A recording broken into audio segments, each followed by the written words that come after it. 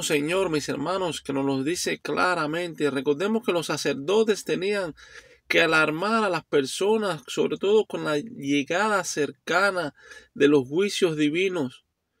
Recordemos que la obra de cada pastor, cada ministro, es advertir a las congregaciones, es advertir a las personas, los predicadores, los evangelistas, advertir y llevar las buenas nuevas, pero además de eso advertir de las consecuencias fatales del pecado y sobre todo revelar la ira del cielo contra la impiedad. Debemos hablar del pecado, debemos hablar del infierno, debemos hablar de las consecuencias de toda aquella persona que no se ha arrepentido delante de Dios y ha reconocido a Jesucristo como su único Salvador. Claro que sí, mis hermanos, por más duras que sean esas palabras, por más consecuencias que traigan, debemos de hablarlas y sobre todo ver que la impiedad y la injusticia de los hombres ha superado lo más sagrado, lo más máximo de la malicia de estos días.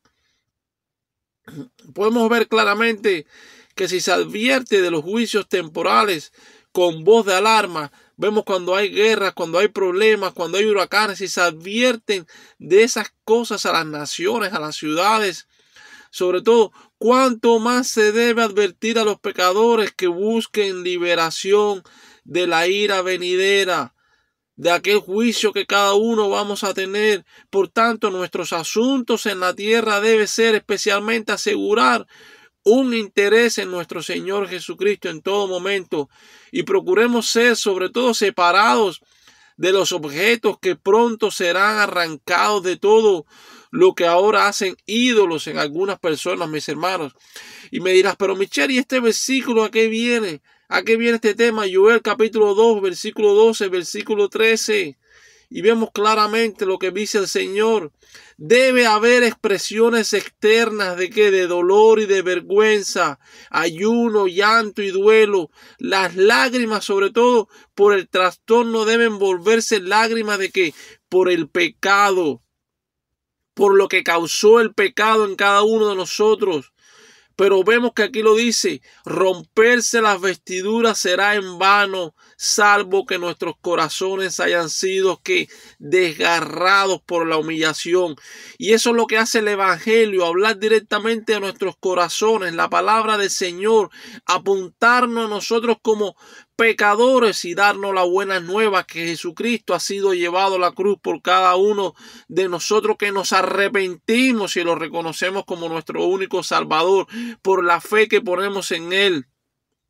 Por eso es que debemos ir arrepentidos, aborreciendo todo pecado de nosotros mismos, sobre todo por la pena por nuestros pecados y sobre todo la separación de ellos.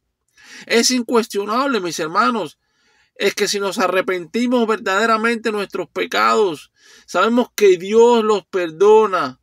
Él no nos promete que debe quitar la aflicción, la situación por la que estemos pasando. A lo mejor está trabajando en nuestras vidas, pero esa probabilidad debe exhortarnos al arrepentimiento sobre todo. Y es lo que vemos acá, sobre todo en la vida de cada uno de nosotros como cristianos, porque sabemos que el Señor es misericordioso y es clemente, tardo para la ira y grande en misericordia.